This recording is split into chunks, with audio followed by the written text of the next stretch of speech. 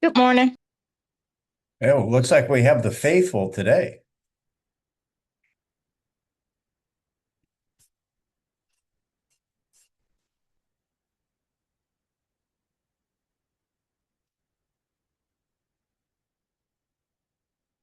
We'll give it another minute.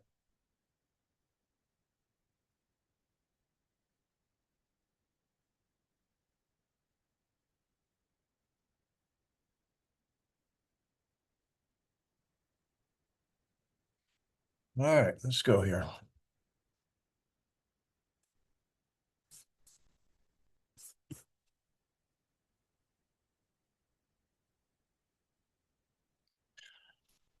Well, we've got I got 11 o'clock here in Cabo. It's 1 o'clock Eastern. Welcome to Denny Mastery. And it's Good Friday. Not Good Friday. It's Black Friday. There's a difference. Either way, I and we appreciate you being here. Matt is on with me. And I'll give you guys a couple more minutes to log in because my wife has a bet for me. I'm going to find out if I win or lose the bet. And you guys are on here for a reason. There's a bazillion things you could be doing today on Black Friday. Your office may be open, may be closed. You could be getting standing in line at Target to make sure you get the blender at the right price.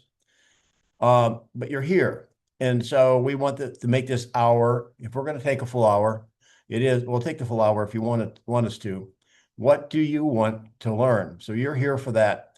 And Matt, I don't see you camera wise, but I see you're on. Are you on the phone? Or are you available?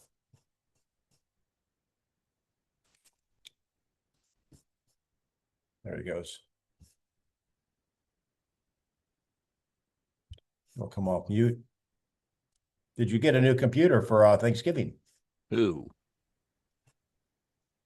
Matthew? no, I did not. I'm thinking about it, but apparently the big sales take place after New Year. Oh man, oh give me a break. All right, so I think you just ought to get it done. What's going to cost you in the meantime? So you guys, the chat's open, and we're watching the chat. We're going to go into a couple of different things. Matt had a scenario that we talked about, and he wants to share what he learned. I'll let him do that. And I also had something happen this past week. I would like to give you guys a little insight into how you would handle it. And again, here at Mastery, we want to teach you the layers of this business. And sometimes when the buyer or seller says something, there's a meaning. And sometimes in Matt's case, he'll probably be transparent. He probably maybe didn't ask the question he should have asked. And that too can get us a little bit into hot water. So I'll let you guys go first, put it in the chat, or you can come off mute. It's a very small group here today. And I've got more AI note takers, I think, than people, so Hmm. they don't take up a lot of oxygen. Anything in particular you would like to talk about on this special day before we go into some lessons we learned this week?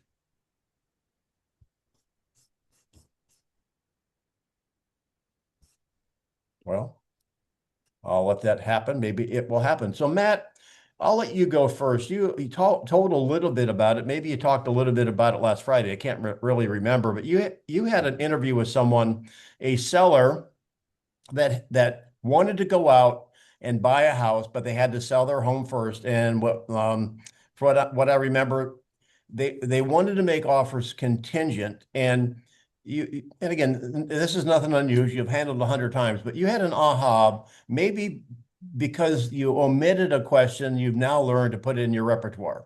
Hmm. Go ahead, bring us up to speed. Yeah, and the one thing that we have to ensure that we're vigilant of, guys, when we're helping people that need to buy and sell is what is their scenario? Have they tried it before? I failed to connect the dots. These are people that I've spoken to for 3 years, and they have attempted to sell with other agents multiple times. And every time they have been unsuccessful in the end. So that's what I'm talking about when I am referring to putting the patterns together, realizing that there's a story there and it's incumbent upon you to know that story before you know if you can help them or not. So they came out of the woodworks again and they wanted to meet and discuss their wants and needs for the purchase. They want my help. They're raising their hand in effect. And I called to confirm the appointment, and I asked them, because this is really we're our appointment was going to be based on them buying. And then I confirmed they need to sell in order to buy. That was the last question I asked. So then I go on the appointment, and as I'm sitting with the husband and the husband and I spoke for a few minutes, and then the wife showed up. After the wife got there, I kind of recapped on the conversation with the husband and asked them if they were aware that 99% of sellers would not accept an offer contingent upon the sale of their home. And I always put the shoe on the other foot. And I ask them, if your home was on the market today, would you be willing to take it off the market in the hopes that a buyer somewhere else were able to sell their home? And they said, well, no, of course not. I said, right. So this is a lot like that. And I explained to them how this looks when done successfully, because they've failed at it several times. And in that moment, that to Denny's point, where I failed, what the one question I should have asked before I got there was, what has your experience been with this up to now? Connecting all those dots, seeing they failed at doing it multiple times, but I didn't know that's what they were failing at. Because in the moment, as I'm explaining it in the appointment, the wife's face dropped. I could have killed a family member of hers and I wouldn't have offended her more. And there was something that I was missing. So I was able, at the end, she thanked me. It was really tough for the rest of the meeting to break through the barriers, the walls. But at the end of the appointment, she said, "Yeah, no, we really appreciate it. We've had bad experiences before. We don't want it to happen again. This is all new to us," kind of thing. I left not sure where we stood, if they were just kind of brushing me off. I called the husband the next day, and I said, um, I said, I need to have a sensitive conversation with you. So can I have a sensitive conversation with you and you not get upset with me? And he said, sure. I said, yesterday in our meeting, it sounded like, and it seemed and sounded like I may have offended or upset Julia when I was explaining the process of buying when we need to sell. And he said, no, it was just a lot for her to take in. She actually really appreciated it. It was just her absorbing it, and it takes her a long time to absorb things because we've been screwed over so many times. So it was actually a win with them in the end. But if I'd have connected the dots up front, long story long, if I'd have connected the dots up front and seen that they failed at this multiple times, I could have asked the one question of, what has your experience been with buying and selling at the same time? That way I would have been able to, they would have told me, yeah, we failed at it multiple times, blah, blah, blah. And I could have prepared for that conversation better. So, So let me kind of ask some questions. So basically, I made a couple of notes for everyone. Okay, so this is for a learning experience, right? Number one, Matt talks about his history with them. And I wrote the note I wrote down, the danger of familiarity. You mhm. guys do not take anything for granted. I mean, a past relationship, and I'll tell you where it shows up a lot of times. You'll get a referral from someone you trust. You'll drop your guard because if Joe likes them and they referred me, then therefore that's going to vicariously spread to them, and that they're going to be like Joe. That's not necessarily true. It could also show up in a family member. You think the family member or somewhere in your church is going to be goody, goody, goody. And that is not the case. So I'm a pilot. I've been flying for 40 years. I like to watch pilot debriefs on YouTube, and they talk about why planes go down. And most of the time, planes go down because of pilot error. And the pilot error is, and again, we talk about when we go through the questions, when you're having an interview with someone, you don't want to sound like you're going through a checklist. However, there is a checklist in all of our conversations that you can't skip points. And and expect there not to be a crash. Am I saying that right, Matt? 100%. Yep. It's complacency. Complacency is the death of progress. It's, So, I hear that, but I don't really think people are being complacent.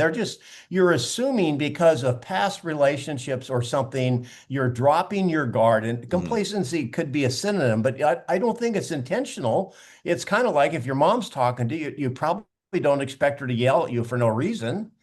So Right. it's, so Yeah. it, and one more thing here is that as he was explaining it, they were unsuccessful, blah, blah, blah. And here's the thing I want you guys to know. Remember, if you know about your buyers and sellers' past experience, could that also be an indicator of future experiences? Mhm. Maybe. All right. I mean, if you're going to date someone who was probably, and I kid about it, but you can come up with your own thing. They have a habit of biting their toenails in bed. Okay. So if you know that going in, then there's probably a chance they might do that in the future. So now I'll get back to the scenario. Here's what I think Matt's saying, and you can tell me, Matt. He assumed that he went in and he told them exactly what was right. And we can talk about if you have somebody who wants to buy with a contingency, they're basically going to be stuck with not the best houses. They're not going to be able to buy something that's brand new on the market. And they're certainly not going to get a date with Jennifer Aniston. Okay. They're not going to be able to date the supermodel. Why? Because they don't have a strong offer. Matt went through all of that. But I think what Matt's saying is, and you correct me, you want to start with you want them to kind of create the, well, we've tried it, it hasn't worked so he made the mistake of telling before asking. 100%. Had I known going into that, had they told me, had I put, this is what I'm referring to when talking about connecting the dots, guys. Now keep in mind, my relationship with them was the fact that they were an expired listing, and I spoke to them when they were an expired listing 3 years before, and then they listed again and they failed again, and this is the third time around. So that's my relationship. However, I disregarded that. That should have been the red flag I spoke to. How do we keep getting here? And then when I knew that going into that appointment, oh yeah, well, we tried it with this guy, we tried it with this guy, and it didn't work, and now we're trying it again. I could have prepared for that to be the crux of the conversation. So guys, tell me what's been going on. So And let's they have the conversation. It's Groundhog Day. I'm going to be those sellers. Yes, Groundhog Day, you get to do it over with me, and I'm the sellers. And so begin, and what you and I role play. okay. So we're at the table. Um, so Denny, before when we spoke yesterday about meeting today, you mentioned to me that you've had some rough experiences trying to buy and sell at the same time. Can you tell me more about that? Well, yeah, well, as you know, we have to sell in order to buy, Hmm. but we don't want to be homeless. So we read, and I don't know where we got the advice originally that, we can make something, I think they saw called a contingent offer. And that's the path we went down, but we haven't been successful. What have happened the last couple times? Well, we go out and find a house that we really like and make a contingent offer, and somebody else buys the house out from under us. And so we've been working at this for a year or two, and evidently there must be another way because this isn't working. Okay. If you found out that there were another way that might be a little uncomfortable, but has a guaranteed success rate or guaranteed pat, yeah, it's a guaranteed success when you buy and sell. Would you be open to it? See, now he's asking for permission, which he didn't do before. He just went and told me things, and wife didn't want to hear it, right? Mhm. And all right, so I'll step back into role. Well, no one has ever gave us any other options. I'm surprised to know there's another option. Right. You With that statement, I am opening the door to make him the hero. You mean there's another option? sure. And as I said, Denny, it's not comfortable because it does lean a little bit on faith. However, We will have evidence whether it's possible or not before we put the home on the market. So it sounds like the last time you went around, tell me if I got this right. The last couple times you've done this, you go out with whomever this realtor is and you fall in love with a home, and then you got to rush and try to get yours on the market. If you got the home under contract, you got to rush and try to get yours on the market and try to sell it. And then when yours doesn't sell, not only do you lose out on the home, not only does yours not sell, so that's a disappointment, but then you lose out on the home that you thought you were going to buy, or you make offers and they just don't get accepted. Does that sound about the gist of what's been going on? Yeah, I mean, yeah, now that you've asked him, we've never gotten to first base. I mean, we do find we shop, we find a house that's willing, we create an offer and contingent on our selling it, and we've never had one accepted. So we've never Oh, got to first base. okay, gotcha. So the latter then. You make offers and nothing bites. Right. So the alternative is this. Would you be surprised to find out? Well, actually, it sounds like you have found out, but would you be surprised to find out that 99% of sellers will not accept an offer contingent upon the sale of your home? Well, 2 years ago, I wish somebody would have said that, but right now I'd say I think you're right.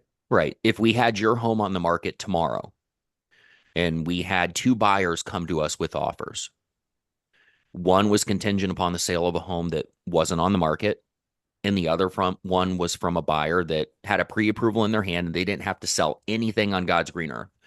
Which one would you want to negotiate with? Now I'm going to pause the role play here a second. Now, again, with you guys listening, now he could have got to that point. In fact, it's probably what he did on his first conversation a lot sooner. But you've got to let people read some pages before you get towards the end of the book, because now there's some impact.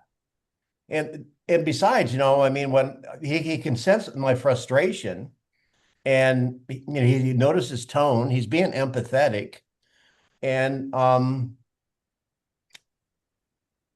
so before you go on, Matt, do you guys have any questions about the process thus far?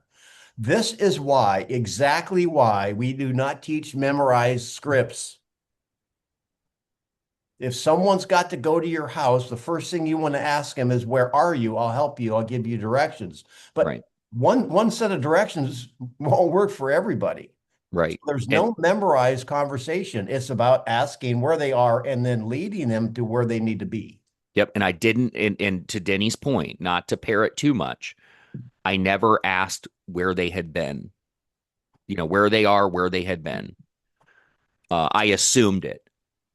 And so that's why I went that's why I quote failed. Really, I didn't fail. So what I did was, to Denny's point about reading pages in the book, you guys probably all know Harry Potter, right? Or at least have kids that know Harry Potter. What I did was, there's a kid named Harry Potter. He does magic. He kills Voldemort in the end. I just, beginning, end. I didn't build the story, getting them, immersing them in the story of, this is kind of what this looks like. This is what happens. I didn't build it up. I didn't tee the story up. I just said, here's Harry Potter. He's a wizard. Voldemort, he killed Voldemort. Voldemort's a bad guy. He dies in the end, leaving a lot of disappointment there. So So, not leaving everybody hanging. Many of you guys are working with buyers, as sellers, et cetera, that have to sell or want to have a contingent offer, and they don't work, by the way. I mean, 99% of the time they don't work. So now give me the advice that you would give them. Oh, one more thing I'll say that Matt did well, and now this is mastery, you guys. He realized he probably could have done a better job. Number one, he's paying attention. He was reading the room. He could see that the wife's expression changed. That comes with, the quarterback reading. He's got like 7 seconds to read the defense. That comes with experience, right? So he knew that he probably had shanked the ball. He called the husband back. He probably a little closer to the husband with all humility and say, listen, I sense I might have made a mistake or whatever. So you guys, he saved the transaction. In fact, from, I don't want to put words in your mouth, but she was, at least you notice, I don't think that basically he had blown the deal. But you guys, when in doubt, make that call because Mhm. it will save transactions and get rid of your pride or ego. Yep. Yep. Here, where most agents would have done what most agents and the younger me would have done differently is I would not have called back. I would have assumed them a lost cause. And what I did is I put my ego aside. And he's talking, if you can hear him, my dog, he's yelling at me. I put my ego aside and I knew when I left there, and this is what I told a coaching client of mine, because I was vulnerable with them. I said, yeah, I bombed an appointment. That's a bomb for me. Um, I I said they're gonna talk tonight. Regardless of whether it's good or bad, they're gonna talk tonight, that husband and that wife. And I said, I'm gonna call him back tomorrow, and he's gonna tell me whether I, you know what, in the bed or not. He's gonna say, yep, you bombed it. We're going somewhere else. Or he's gonna tell me, nah, you, she really appreciated. Well, this is what he did tell me. She really appreciated your honesty. She's been lied to. She doesn't trust anybody. She told me that in the meeting. At the end, I knew there was a silver lining to this or light at the tunnel, and I wasn't sure if it was a train or not because she said, yeah, we've been screwed. I don't trust anybody. However, I appreciate your honesty. And then I asked him the next day what I did and, explain that. Okay. And then I asked him, if this were the right way to get the property sold, would you be interested in doing it? Or would you just interested, or would you be committed to doing it? He said, we're committed. So, what is the advice you gave him, Matt? The advice I gave him at the table as I, jumping back in, I said, well, Denny, in every property that we've ever sold, I've never made a client homeless except for one, and they choose not to buy. They choose that they wanted to go do something else. But everybody in your situation that needs to sell in order to buy has successfully moved into a home simultaneously. Here's what that looks like. It's called finding a viable replacement. That's the first test. Before we put our home on the market, we need to ensure we're not falling in love with anything, Denny, but we want to ensure that there are at least 3, 4, 5 homes similar to something that we'd be happy with. That way, we know with faith and confidence that these are available. They might not be available, but homes like it will be. From there, we put our home on the market. We get it under contract with a 45 to 60-day closing, and then we go fall in love with the one. Now, that's the hard part. The other hard part is this. Denny, do you know what we do if we don't see any homes that would be considered viable replacements? What? You either change your criteria or you stay where you're at. Well, how do I do that if I'm already under contract?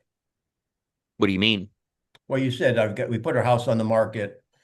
No, Um, before we put it on the market, we're going to ensure that there are properties similar to what we'd be happy with. but okay, but I can't buy one. Right. I'm not making offers Nope. contingent. Nope. We're just ensuring that there are things on the market that we could live with if ours sold tomorrow. Right. Now, but here's the thing. So Murphy's Law says all three of those sell, or something happens on those three. I'm already under contract. I'm out of the airplane without my parachute. Correct. And we're doing so on faith that if there are 3 or 4 or 5 or whatever the number is, that there will be more like it available. One of the things that we can also do in the sale of your home is we would make it contingent upon you finding a viable replacement. So now, all right. Any questions on this? There's a great lesson here that Matt has, been transparent. I'd like to go a little bit further into my thoughts on, us giving the right advice because my scenario is going to be another one where I want you guys to be able to recognize a problem before you have to deal with it. Does that make sense? Um, Janet, welcome. Here is the question my wife bet me. She said, we're in Mexico, right? So on vacation. And she said, you guys are having mastery today? Yes. I said, well, we thought about canceling, but people wanted it. Well, that's probably just the men. Well, no, there's other people wanted it. I bet you that there's not a female on your mastery call today that has young children. I said, okay, I'm going to ask. I So do. please don't let my wife be right again. Does anybody here have young children? Young I could be do. less than 40. I do. Well, you're a man. You don't count, Matt. Yeah, mine is 15. All right. Well, there, Takesha, you might be my savior. I have four Cole, kids. you have any? Janet, do you have Yeah, children running around the Denny, house? Denny, Yolanda, I believe, Satu. Yes, Yolanda. Yes. Yep, Yes. she's got young children.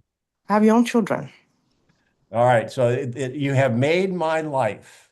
All right. So really quick, Matt, can I talk about a couple of different things Please. before I go into my scenario? So here's what I want you to know.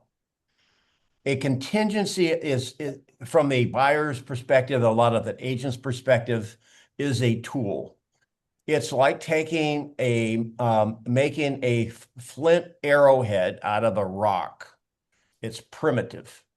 You can get a much better arrow if you don't have to chisel your own arrowhead out of a piece of rock. So the issue with a contingency. Number one, if you've got a seller who needs to sell in order to buy, this is my teaching now, and Matt may parallel, I don't know, but just hear me out. They're not really a buyer, they're a seller. And so what I have found is that Matt did a couple of things very similar to what I do, but I have what I call the golden seller situation. Matt's heard it before, but he follows some of the same steps. Number one, let's just assume that Matt is selling the same scenario we talked about. They would like to buy, but they can't buy, and they don't want to be without a home. The first thing you want to do is understand if you're going to work with someone with a contingency, they are at a disadvantage. Y'all understand that? They're not going to get the best house. They're not going to get the best price or terms. And they're not, and if I may add, Denny, they're not making real offers. Any offer somebody that needs to sell a home makes is not a real offer. So there is a better way than making your own arrowheads out of flint. Okay. So the issue would be number one, you have to, what Matt did, and I'm just going to really quick role play with Matt, and I'll go into my scenario. So here's an idea. Let me ask you. So if you, Matt, and your wife have been looking for homes over the last couple of years and it hasn't worked out, right? So how often when you go on the internet and search for a home, if your home was sold, how often are you finding homes that would be an acceptable place for you to move? At least on a weekly basis. We're seeing them out there. Now that's 100% the same thing Matt did. Number one, you've got to help them come to a point where they are not looking for a white elephant. They're going to find a house that'll be available every 4 years. Because if that's the case, I don't know what's going to work, but these ideas aren't going to work. So you're finding them pretty often. So if you had your home sold, one of those homes what you see every week would work, correct, Matt? 100%. And then I use a little bit of a juke. A juke is a football term when I played football that I didn't have this move, but you fake one way and go the other. So that's why I never played sports beyond like 8th grade. So I said, well, if you had an app on your phone that would give you your equity in your house, and then you could basically use that equity to go buy a home and not have a contingency, you could compete with a cash offer. Would you use the app? I think so, yeah. Okay.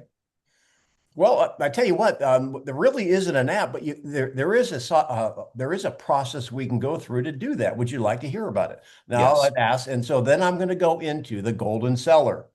Rather than putting the house on the market, I'm going to put the house on the market with a stipulation that they have, and you're seeing a house every week. So if we had a delayed closing, Matt, based on you're seeing a house every week that might meet your needs, how much time would you like to be able to have, including like a safety margin that you don't have to worry about, not having a house to buy and have a simultaneous close?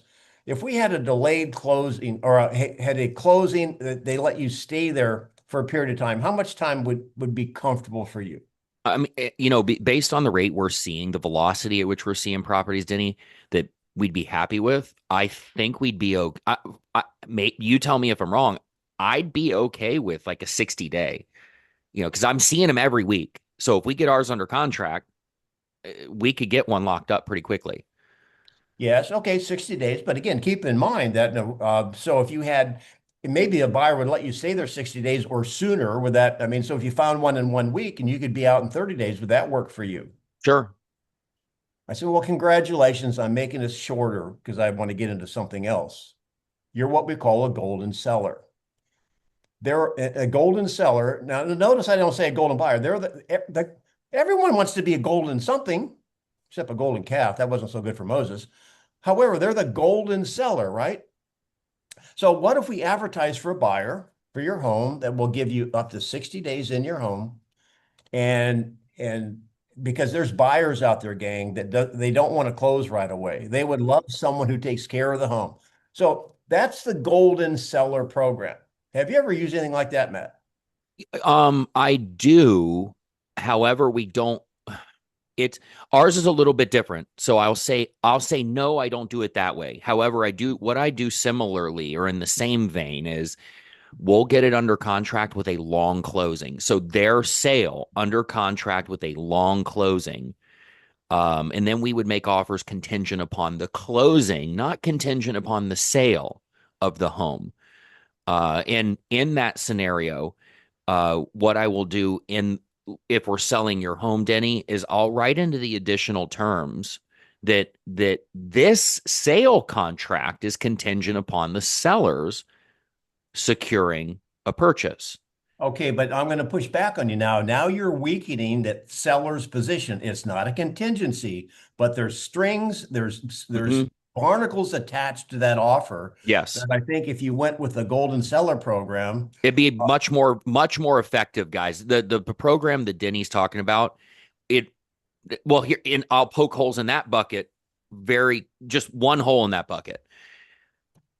In some cases, like in Denny and my market, where it's turning against the seller, you can be less apt to find buyers that are willing to play that game, where the post occupancy or whatever that is. So is there a 100% bulletproof ironclad strategy for somebody to do what we're talking about? No, there's not. No, because there's always going to be risk. In the golden seller scenario that Denny's talking about, the risk is we got to find the buyer that's willing to do that. Not all buyers are. Some might be. Not all buyers are. In the COVID market, every buyer would have been. 35 offers, every one of them will wait. So there's compromises on both ends. The bulletproof ironclad way, there is one. You pay cash for the property that you're buying, but not everybody can do that. So I hope that's helpful. Matt is right. You become as the golden seller, you're going to miss out on buyers that want to move in right away. Mm-hmm. However, there is zero risk. I say zero in quotes, air quotes, for the seller because he's going to have a buyer before they go and make an offer. Yeah, So I agree, and this is why we do this, guys, because you just learned. So Denny's 40 years, 20 years myself doing this. So you 60 years of experience of scenarios like this. So that's two very viable scenarios to unlock a seller from their home in order to purchase. Whereas 99% of every other realtor out there is running clients around doing what we just talked about initially, which is writing offers contingent upon a sale of a home that's not even on the market. And it fails 99% of the time. yeah, what good-looking girl is going to go out with a guy? Hey, will you wait for me until my divorce is final? I don't think so. So, all right, here's number next. This happened this week, and I want to run a scenario by you, and I'm going to ask you how you guys would respond. You can speak out loud, put it in the chat. We are in Florida. We are in a buyer's market, and sellers, we have sellers that are hooked on smoking sweet and low, if you know what I'm talking about. All right. They're not into reality. So I got this text from one of my listings. It's been on the market about 50 days. And I want you to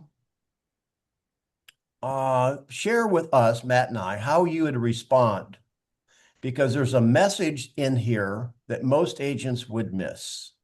So here's the text. Okay. Good morning. We have decided to go ahead and lower the price. Can you please lower as follows? Price $449,900. With a seller offering $5,000 to buyer at closing with an accepted offer by December 15th, 2025.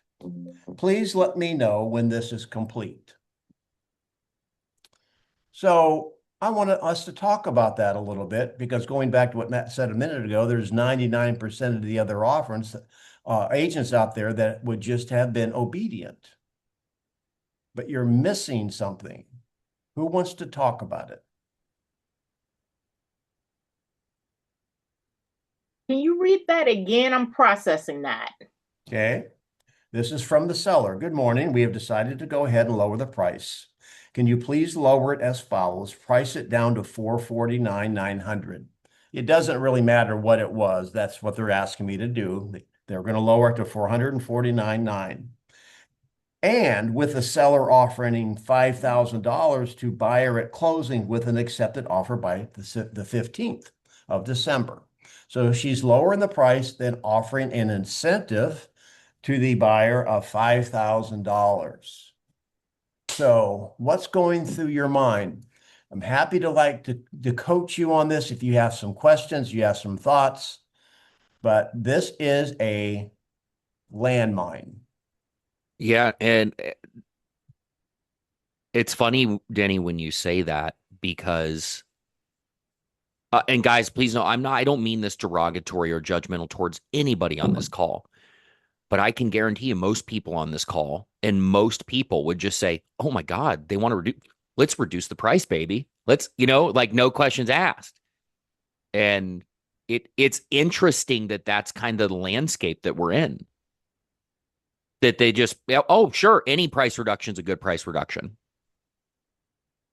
So what are your thoughts? Tell me. I mean, this is how we learn. There's no embarrassment. If that happened to you today, what would you say?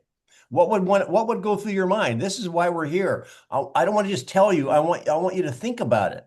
I want to coach you. Where are they coming from, Denny? 449 from what? It doesn't matter, but Doesn't matter. 459. Okay.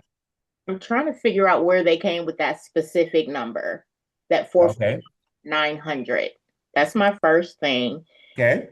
Two, you're giving a specific even flex cash.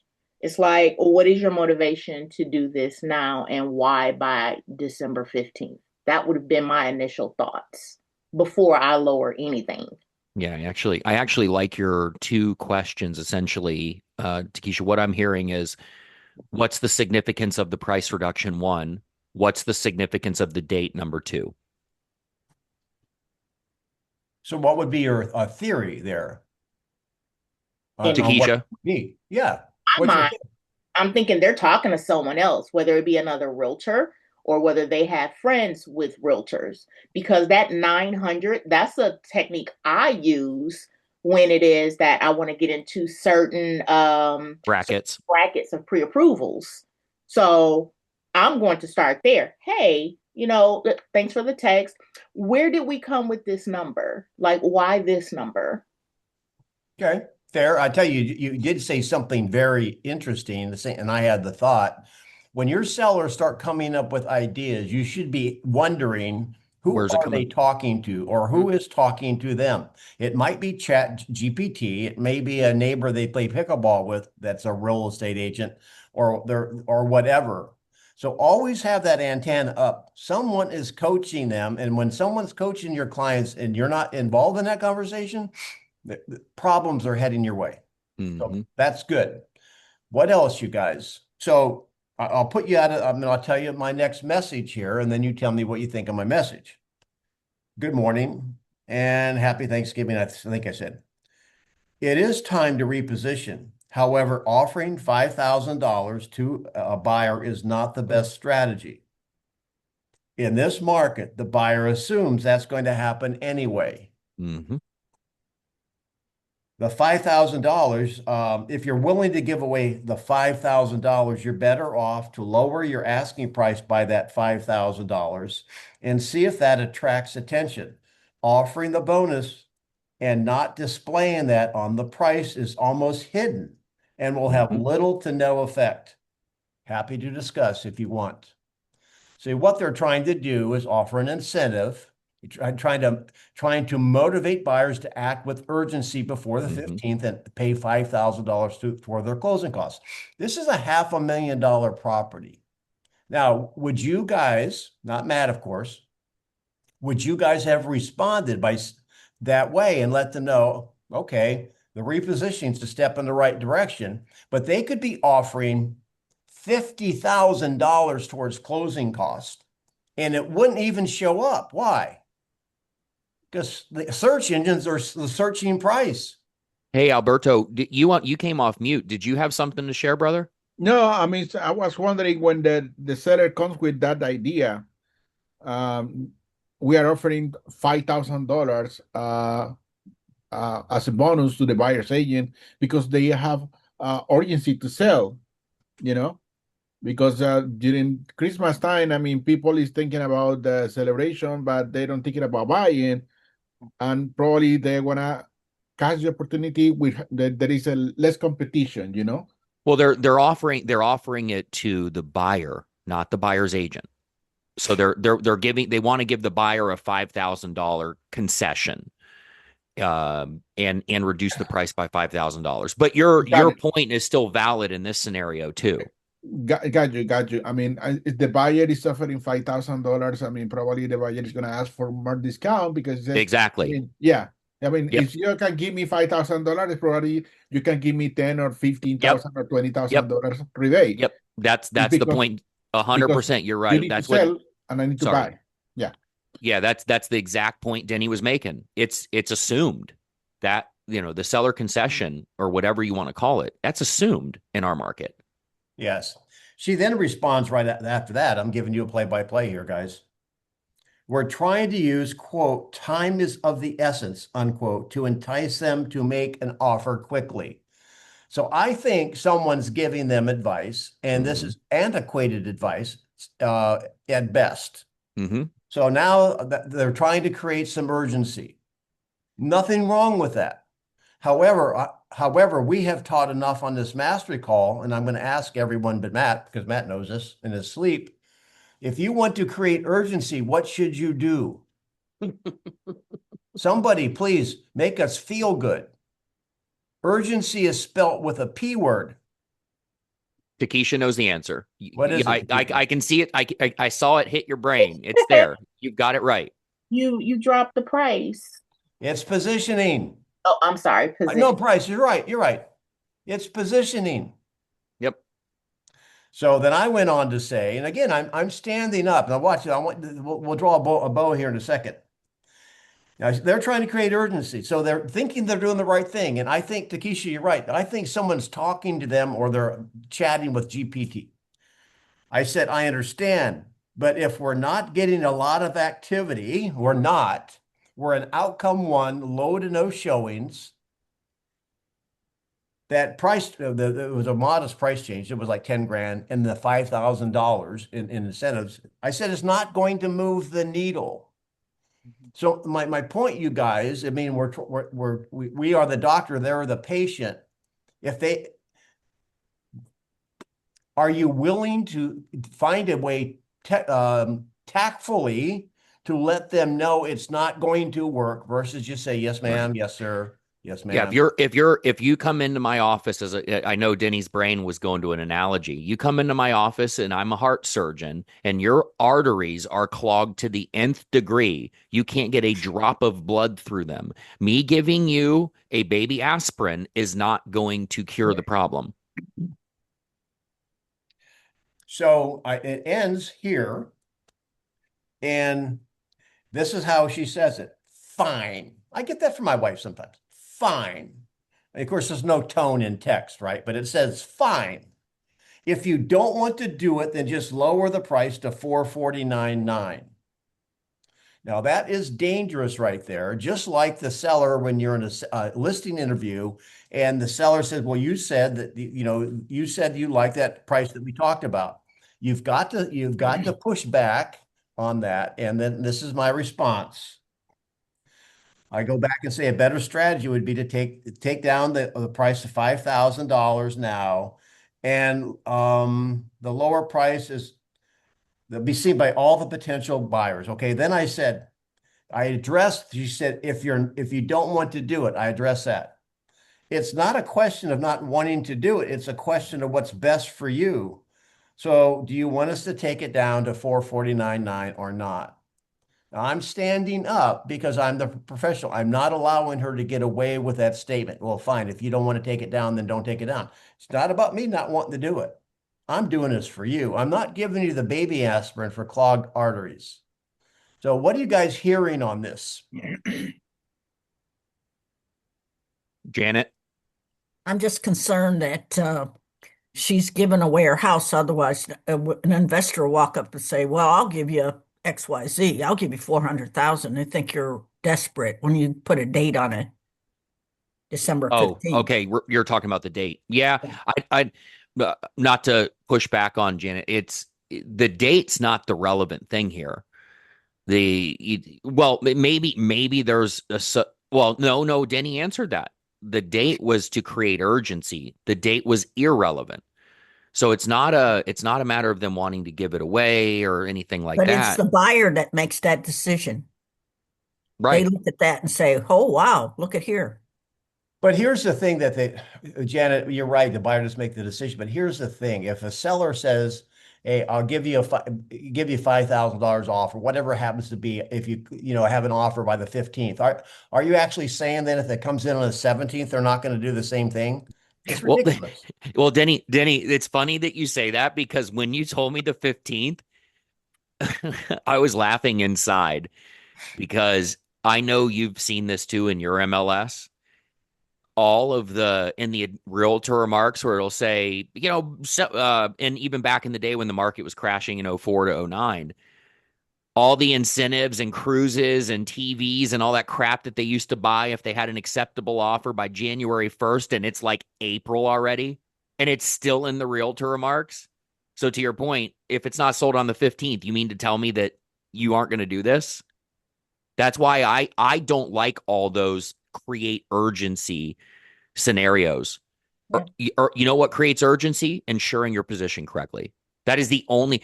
I will not offer. Back in the day when you could put the commission in the MLS, I'm not offering bonuses. Why in the hell are we going to incentivize the buyer's agent? They're not writing the check. So if you're going to offer a 1% incentive to the buyer's agent, take 1% off the price of the house. That's all. So there's a couple of scenarios that we had that we thought maybe we could teach you some things. And so we've got a couple of minutes. You don't have to be on. You can, unless maybe you're already waiting in line at Target for the doors to open. But anything that you have on your mind that you'd like to have us address for you before we let you go? Well, I had one. Now you got me thinking about your person, Denny. But in regards to me, I have a lot of people in my neighborhood that reaches out to me for real estate questions. And I own our Facebook group, the whole nine. But when it comes time for them to get ready to sell, they always go elsewhere instead of, going with me. And I keep getting the response of, "Well, you're too close." And it's not like I know them personally, but it's like, "You're too close." So I'm trying to unpack what that means. But at the same time, I'm trying to figure out how I can stop being so close and get the business in my neighborhood. Well, I'll ask a question. Matt's got questions too. So what do they mean by, well, first of all, when you use everyone and all the time, that's not true. Okay. How many times has this happened? And what does too close mean? That's what I'm trying to figure out. I don't understand what too close. Ask them. Ask them. Okay. Are you getting the interview? No. So go ahead, Denny. I mean, so you're flying blind, and it's okay. You can ask. I mean, there's many times in my past, you got to be careful because of code of ethics. Right. You know, theoretically, if you go and you interview with someone and they don't hire you, or if they're already listed, and maybe it's somebody you answered the question on Facebook, now you see their home is on the market with somebody else. Theoretically, you cannot contact them and say, listen, you know, I know we chatted, but you listed with somebody else. That would be a violation of the code of ethics. Right. But there would be a time you could ask. And for example, if they're not listed, you can ask. But I would probably, first of all, the other thing is numbers. If only 3 people have talked to you in Facebook, it's not a big enough sample size to judge anyone, because maybe they have been in a relationship with these people before. Mm-hmm. What you want to do is how can you get more proactive in your Facebook if it's working for you, that you come across as the expert. Case in point, you could use you on Black Friday. We're on a coaching call with 60 years worth of coaching experiences, and basically you can share a nugget. So I don't know what you're talking about on Facebook, if it's basically what flowers bloom best in spring, or the real estate related type things. Those would be the things I'd ask about, Matt. Yeah. And I think maybe a different perspective. They're coming to you with the real estate questions. I'm guessing this has happened at least twice to Keisha. So in a scenario like that, when it's happened to me once, toss it to the winds. Happens a second time, okay, universe is trying to tell me something. So when they're coming to you with questions, but then you see them listed with somebody else, if you're getting the feedback from them, well, you're too close. When they come to you with the initial questions, treat our business like a business. I'm going to ask them, well, what brings you to me?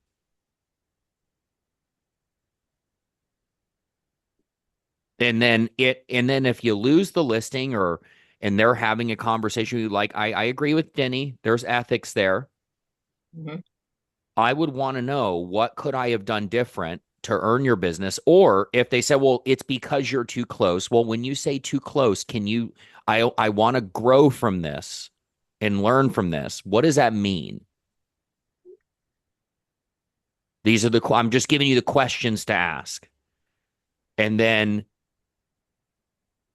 but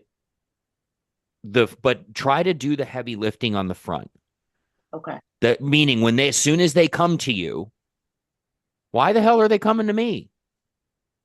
Right? I appreciate you giving me a call, to Keisha, out of genuine curiosity, because I always like to know what brings my clients in. What made you come to me versus everybody else? And if they just say, oh, because I just happen to know you were a realtor or whatever, or they lead on to that there's other people that they would probably list with. This is where I was going with this, Denny. They may have already had these people in mind, but they didn't want to. I hear this all the time. Or Denny probably heard this back in the day as well, when you get the buyer calls from the signs. Oh, I just didn't want to bother my realtor with it. Mm-hmm.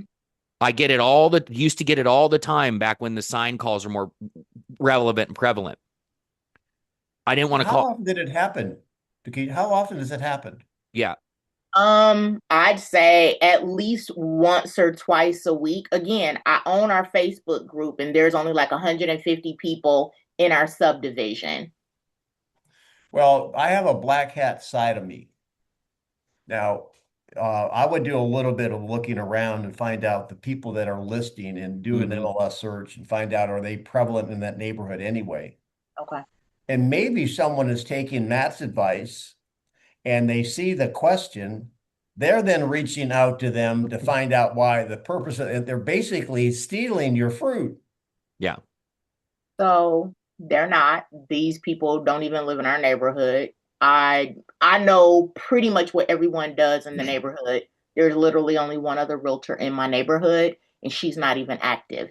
Mhm. So I've even looked at that. So I'm back to the why are you asking me these questions, but then you go elsewhere. Well, yeah, as I've talked about before, Takesha, I love you. Take the ego out of it. It's not about you. Let's Right. be of service to these people.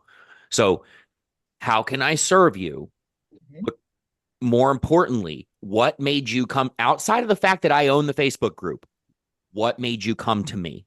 Okay. And if they start, to my point that I was making earlier, if they start saying, well, I didn't want to bother my realtor and I didn't, you stop. Mhm. The second they mention my realtor or other realtors or the advice that I choose to give them changes, Okay. because I'm not giving them gold for them to then go and give it to their realtor. Okay. So don't interrogate them on the front end. I know I empathize with you because I see realtors do this all the time in our area that own Facebook groups. They get all these quote leads they think they have, but then they just go list with their cousin. Mhm. So do the investigative work on the front end. What brings you to me? If they start mentioning other realtors in that conversation, do yourself a favor. Ask them, have you committed? If you were to do something, are you committed to this person? Would you be open to me helping you? And if they say, well, no, we really want to work with them, refer them back to their realtor. Okay.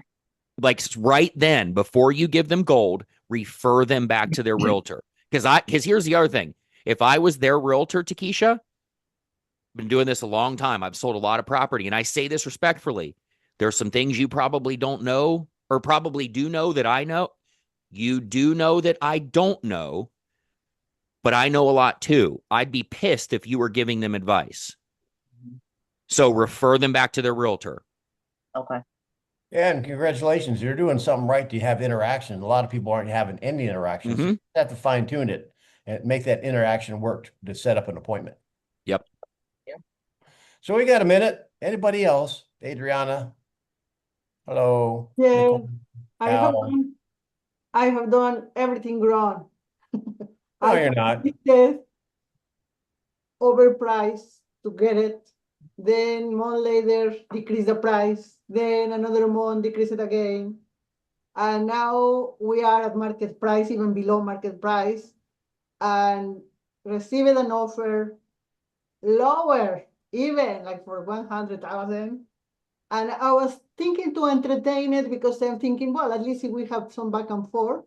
But the first decrease that I sent back, like the counter offer, I got a buyer saying, no, if we don't buy below asking price, we are not going to purchase. And that was the end of it. You represent the seller? Yes. Who determines the value? The market. The buyer. So is But it I have it at possible? market value right now. Wait a minute. Wait a minute. Don't make me exercise the demons out of you right now. Okay. So is it possible to have a home listed at market value and it not sell? Yes. Mhm. It is not. Mm. Oh, What you're saying, it's possible to have a working freezer, not freeze ice. No, that's totally impossible. Selling is being in the right environment. You cannot stop a home from selling if it's in the right environment. In the worst market in the world. You could have a double wide in Afghanistan. It will sell if it's positioned properly. So the first thing, and I appreciate you being transparent, Adriana, is that we have to get out of the way. You don't need a string of repairmen coming over and looking at your freezer who's not making ice and saying, nah, not, it's fine. It's fine. It's working fine. And no, it's not working. And leaving it on unplugged for a week or a month or a year won't change it. So So whatever you guys need to do to get that out of your brain that you can sell a home that's overpriced, or if you have a listing that's well priced, it's not selling, you're drinking the seller's Kool-Aid. Yeah. Adriana, this is for everybody, not just for you. I say this to every single client, and it's kind of an affirmation to myself, really. It doesn't matter what I think the value is. It doesn't matter what you want the value to be. The property is only worth what somebody's willing to pay for it. We have to detach ourselves from this market value. I don't even like using that term because it's ambiguous. It's not a real term. Market value is what I am willing to write a check for a property for. So I'm saying that with love, guys, stop thinking properties are priced properly and them not sell. If they were priced properly, they would sell. I don't care if the neighbor's property is the same home and it sold for $1.3 million 3 months ago. If you can't get a buyer to write a check for $1 million for yours today, it's not worth it.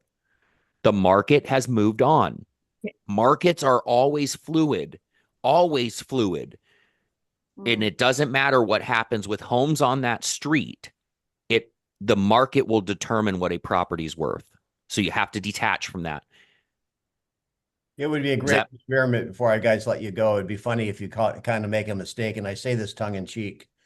Why don't you go to the MLS and have a slip of the keystroke and take it down about $400,000 by mistake and watch how the market responds to it.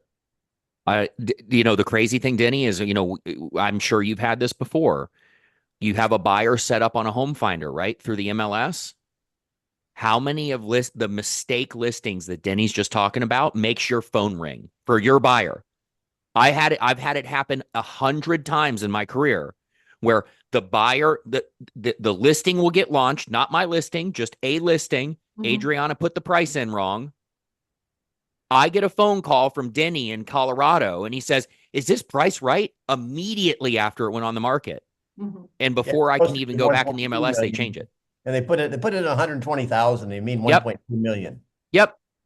So that's the point Denny's making is, just the market will always respond. Right now, the market's telling you something. You just don't like it. Yeah. All right, gang. You have been awesome. You all deserve to get your G.I. Joe with a Kung Fu grip. And that's right out of Eddie Murphy's Trading Places. So love you, Mina. Thanks for being on. Have a great rest of your week. We'll see you on Monday for Recon. Thank you, guys. So much. Happy holidays. Yep. You too. Bye. Thank you.